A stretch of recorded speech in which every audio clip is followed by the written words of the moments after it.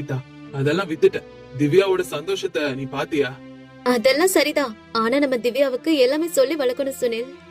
விடுமா, சின்ன பொண்ணு அவ. அவளுக்கும் எல்லாரும் மாதிரி தீபாவளி கொண்டாடணும்னு ஆசை இருக்கும்ல. அதுவும் உண்மைதான் சுனில். சரி சரி, நீ பூஜைக்கு எல்லாம் ரெடி பண்ணு, நான் கொஞ்சம் வெளில போயிட்டு வரேன்.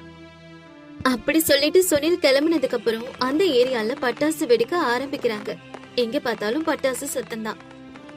அப்ப அஞ்சனா திவ்யா கிட்ட வந்து, பாத்தியா எங்க வான வேடிக்கைய? உன்னால இப்படி வெடிக்க முடியுமா?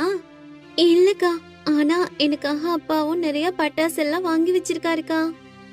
அப்படியா? எங்க காட்டு. இதோ இங்க இருக்குல்லக்கா, அதுதான். என்ன இது? இதுதான் உன் பட்டாசா? இதெல்லாம் நான் 5 நிமிஷத்துல வெடிச்சிருவேன் தெரியுமா? பரவாயில்லக்கா, எனக்கு இதுவே போதும். என் அப்பா இத அன்போடு வாங்கி தந்தாரு. அன்பை வச்சு பட்டாசு வாங்க முடியுமா? பணம் இருந்தாதான் பட்டாசு வாங்க முடியும். இப்படி அஞ்சனா திவ்யா கிட்ட பேசிட்டு இருக்கும் போதே அங்க அவளோட அம்மா வரா. காலையில இருந்து உன் குறும்பு அதிகமா போச்சு. இப்பவாது வந்து விளக்க ஏத்தி வீட்டை சுத்தி வை. வா போலாம். சொல்றதே கேட்க மாட்டேங்கிற. நான் வரலம்மா, நான் பட்டாசு வெடிக்கணும்.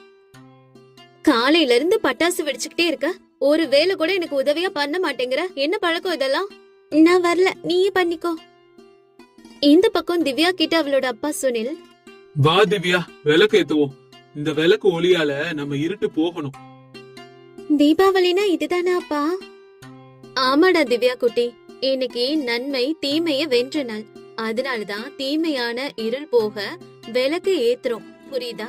பாரு பாப்பா, தீபாவளினா விளக்கு ஒளி, அப்புறம் சந்தோஷத்தை பகிர்ந்துக்கிறது. சரியப்பா, அப்ப நான் அந்த விளக்க அக்கா வீட்டுலயும் வச்சுட்டு வரேன். ஏன் அங்கே கொண்டு போய் வைக்கணும்? அவங்க வீட்டுல எல்லாமே மின்சார விளக்கு தாமா இருக்கு, இந்த மாதிரி விளக்கு எதுவுமே இல்ல.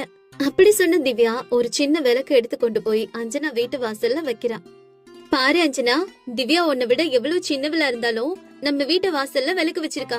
அவளை பார்த்து இதெல்லாம் நீ கத்துக்கோ. அம்மா, அவங்க கிட்ட பணம் இல்லாதனாலதான் விளக்கு வைக்கிறாங்க. இப்படி திமிரா பேசுறதெல்லாம் ரொம்ப தப்பு. சாமி வந்து கும்பிடு, வா. நான் வரல. அஞ்சனா இப்படி சொல்ல திவ்யா அவளோட பெற்றோர் சொல்றத கேட்டு பூஜை செய்யறா. அப்ப ஒரு நபர் அவங்க வீட்டுக்கு வராரு. அந்த நபர், நான் தெருவுல உள்ள எல்லா குழந்தைகளுக்கும் பட்டாசு குடுக்கலான்னு வந்தேன். உங்களுக்கும் குடுக்கலான்னு நினைக்கிறேன். இதெல்லாம் எதுக்கு ஐயா?